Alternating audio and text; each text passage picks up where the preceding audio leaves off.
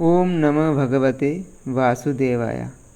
আজ আমার 75 day healing জার্নির ডে 2।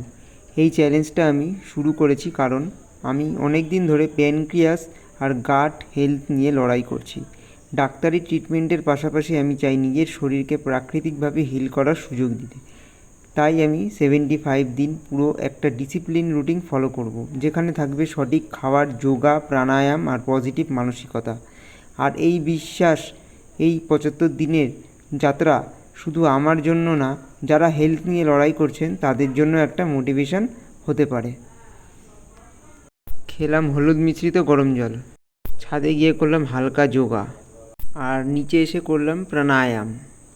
প্রাণায়াম আসলে শুধু শ্বাস প্রশ্বাস নয়, এটা আমাদের শরীর, মন আর আত্মার মধ্যে একটা সেতু। আমি যখন প্রাণায়াম করি তখন আমি অনুভব করি আমার শরীরের প্রতিটি কোষ নতুন এনার্জি পাচ্ছে।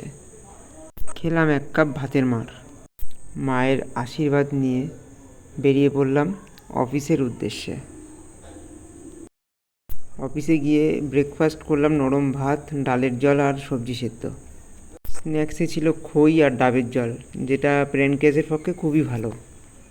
কাজের ফাঁকে করলাম একটু পড়াশোনা।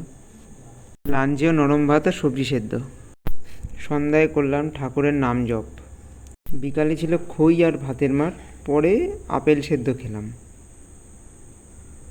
সন্ধ্যায় একটু পড়াশোনা করলাম, গিটার বাজালাম। ডিনারে নরম ভাত আর হালকা ভেজিটেবল স্টু। দিন শেষে ঘুমাতে যাওয়ার আগে ভগবানকে ধন্যবাদ দিলাম আজকে আমাকে সারাদিন শক্তি দেওয়ার জন্য।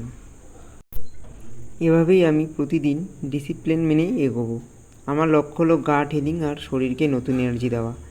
আপনারাও যদি নিজের স্বাস্থ্যের জন্য কিছু পরিবর্তন করতে চান, তাহলে এই জার্নি আপনাদের জন্য একটু অনুপ্রেরণা হতে পারে। আমার সাথে থাকুন, সাপোর্ট করুন আর একসাথে হিল করি। ধন্যবাদ। ওম নমঃ শিবায়।